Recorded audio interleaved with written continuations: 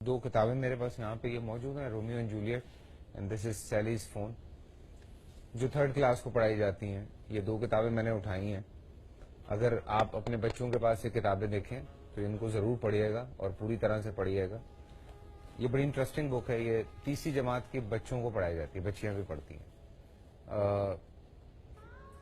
یہ میں جب پڑھا تھا تو مجھے ایسا لگا جیسے میں کوئی 15+ فلم دیکھ رہا ہوں, بیکاز اس میں ایسی باتیں لکھی ہیں. 3ری جماعت کا بچہ جو کہ شاید 7 سال کا ہوتا ہے یا 8 سال کا ہوتا ہے, اس کو یہ پڑھائی جا رہی ہے.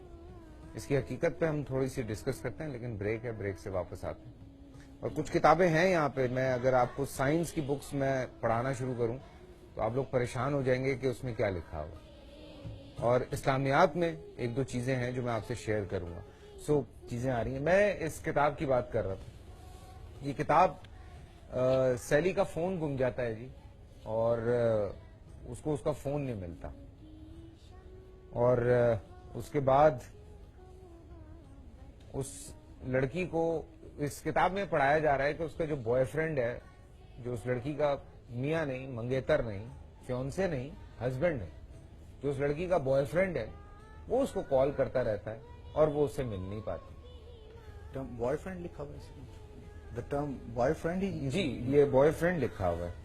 Andrew is Sally's boyfriend. He has got a lot of money and beautiful and expensive cars.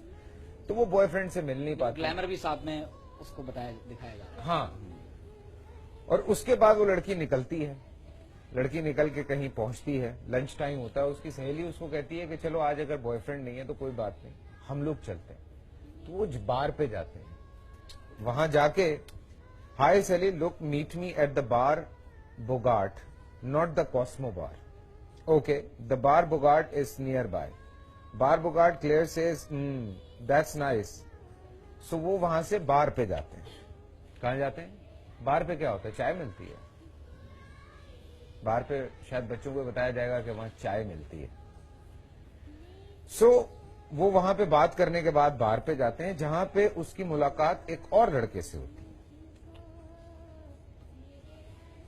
یہ پڑھا رہے ہیں ہم 8-9 سال کے بچے کو, 8 یا 9 سال کے بچیوں کو ساتھ بٹھا کے. Life of Muhammad, nothing else, nothing else. جیسے کوئی بزنس مین ہو, ناؤز باللہ, یہ ایک نارمل سا کوئی عام آدمی ہے, جیسے آپ نے کہا کامن کہ شیفرڈ لکھا ہوا ہے, ناؤز باللہ, آپ نے بتایا کتاب میں پوری کتاب موجود ہے, یعنی اسلامک اسٹڈیز کی 2 ڈیکیڈ سے پڑھائی جا رہی ہے. مطلب ہم نے اپنے بچپنے میں اگر انگریزی میں اسلامیات پڑھی تو اگر محمد لکھا ہوتا تھا تو peace be upon him, prophet Muhammad, اس طرح کی چیز ہم پڑھتے تھے اور ہم اسی طرح سے پڑھتے آئے.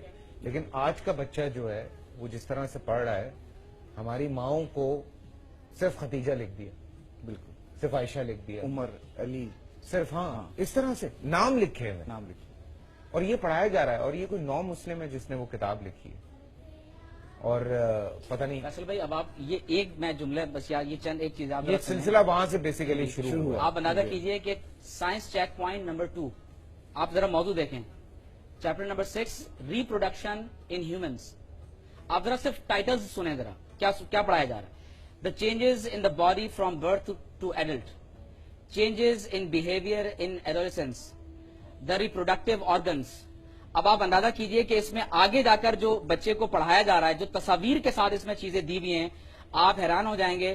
دا فیمیل ریپروڈکٹیو آرگنس, پھر آپ اندازہ کیجئے دا میل ریپروڈکٹیو آرگنس, اور پھر اس کے بعد جا کر سیکشل انٹرکورس. مجھے افسوس ہو رہا ہے کہ میں آپ کے پروگرام میں یہ باتیں کہہ رہا ہوں.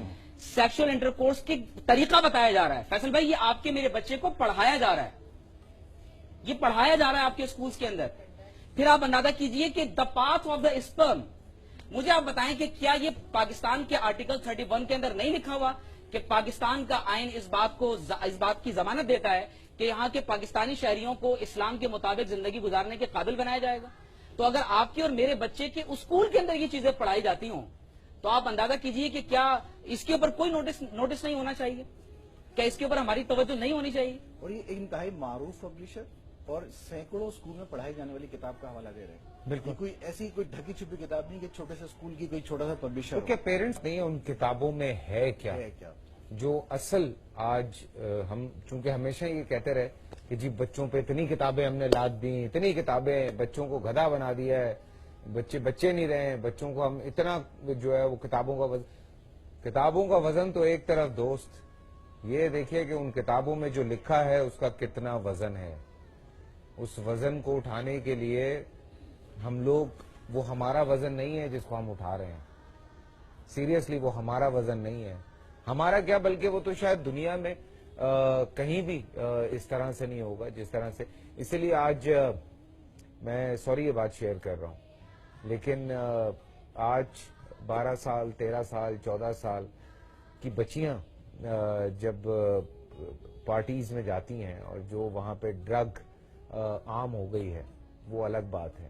ہم جیسے ایکٹرز کو لوگ بڑا کچھ کہتے ہیں، لیکن میں آپ کو یہ سچی بات بتا رہا ہوں، جب ان باکسز میں ہم لوگوں کو تصویریں آتی ہیں انہی لڑکیوں کی، آپ یقین کریں مجھے افسوس ہوتا ہے، مجھے دکھ ہوتا ہے، مجھے تکلیف ہوتی ہے مجھے یہ دیکھ کے کہ وہ کون لڑکیاں ہیں 16 سال کی، 15 سال کی، جس طرح کی وہ تصویریں ہم لوگوں کو بھیجتی ہیں.